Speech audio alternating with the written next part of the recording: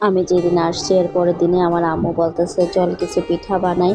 তো অনেক দিন পরে এই পিঠাগুলা বানানোর জন্য আজকে মা মেয়ে বসছে। তো প্রথমে এখানে আমার আম্মু একটা বলের মধ্যে পানি ভালো করে বলক উঠায় নিয়েছে। তো উঠায় নিয়ে এখানে চাউলের গুঁড়ি দিয়ে দিছে আর হচ্ছে সামান্য পরিমাণ মতো লবণ দিয়ে দিছে। দেওয়ার পর চাউলের গুঁড়োটা একটু মাঝখান দিয়ে একটু ফাঁকা করে দিছে যাতে ভালো করে সিদ্ধ হয়। তো এই যে দেখেন চাউলের গুঁড়াটা ভালোভাবে সিদ্ধ হয়ে আসছে। আমি আবার এটা ভালোভাবে সিদ্ধ করতে পারি না, আমার আম্মুর হাতে কিন্তু অনেক ভালোভাবে পারফেক্টভাবে সিদ্ধ হয় এই চাউলের গুঁড়িটা।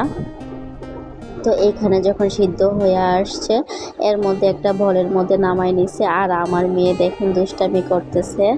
তো এখানে ভালোভাবে একটু ঠান্ডা পানি হালকা দিয়ে ভালোভাবে আটাগুলো মথে নিচ্ছে। তো ভালো করে মথা হয়ে গেছে এখন। তো আজকে আমি বারান্দেশ পিঠা আর ফুল পিঠা বানাবো, সেই জন্য এখানে একটা খেজুর গাছের কাটা নিয়ে নিলাম আর হচ্ছে চিমটি নিয়ে নিলাম। তো এইগুলো একটু সয়াবিন তেল দিয়ে ভিজিয়ে রাখলাম, কারণ রুটির মধ্যে একটু যখন গোলটা করি রুটি পিঠাটা বানাবো তখন এখানে একটু তেল দিয়ে দিলে ভালো হয়। তো এই যে দেখেন আমি এখানে একটু তেল দিয়ে দিছি রুটির গোলটার মধ্যে। তো আমি কিন্তু ভালো একটা ফুলের ডিজাইন পারি না, আপনারা কিন্তু ভিডিওটা দেখলে আবার হাসাহাসি করেন না। আমি যতটুকুই পারি এতটুকুই করার চেষ্টা করছি। তো এই যে আমার আম্মু এই ফুলটা আঁকছে আর এই ফুলটা হচ্ছে আমি আঁকছি। তো এত একটা ভালো হয় না এই ফুলটা। তো একটা একটা করে সবগুলো পিঠে আমি আর আমার আম্মু মিলে বানিয়ে নিচ্ছি। তো এদিকে আরেকটা ফুলও বানানোর চেষ্টা করতেছিলাম, বাট হচ্ছে না।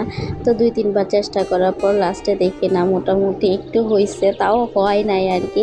আচ্ছা যাই হোক, যেমনই বানাইছি। তো সবগুলা বারান্দেশ পিঠা বানানোই শেষ। এখন আমি বানাবো হচ্ছে এখন কিছু ফুল পিঠা বানাবো। তো এইখানে ফুল পিঠাগুলো বানাইতেছি আর আমার আম্মু জিজ্ঞাসা করতেছে ফুল পিঠাগুলো তো অনেক সুন্দর হইতেছে। তো আজকে আমার আম্মু দুই জামাইয়ের জন্য এই পিঠাগুলো বানাইতেছে আর কি, সকালে নাস্তা দেওয়ার জন্য। তো আমার মেয়ে আমার আম্মু সবাই একসাথে বসে এই পিঠাগুলো বানাচ্ছি। এই ভিডিওটা কিন্তু আমার মেয়ে আমারে করে দিতেছে আর কি। এইখানে 2টা পিঠা একসাথে বানাইছি আর কি। তো গ্রামে কিন্তু এখানে মানুষ 4টা 5টা 6টা রুটি একসাথে করে বানায়।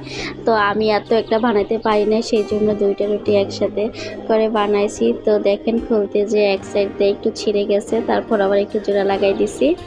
প্রথম তো সেই জন্য এরকম হচ্ছে। তো এই যে দেখেন ফুল পিঠাগুলো বানানো শেষের দিকে। আমার আম্মু কিন্তু এরকম বারান্দেশ পিঠা আর হইলো ফুল পিঠা আগে কিছু বানাই রাখছে আর আজকে অল্প কিছু বানাচ্ছে আর কি।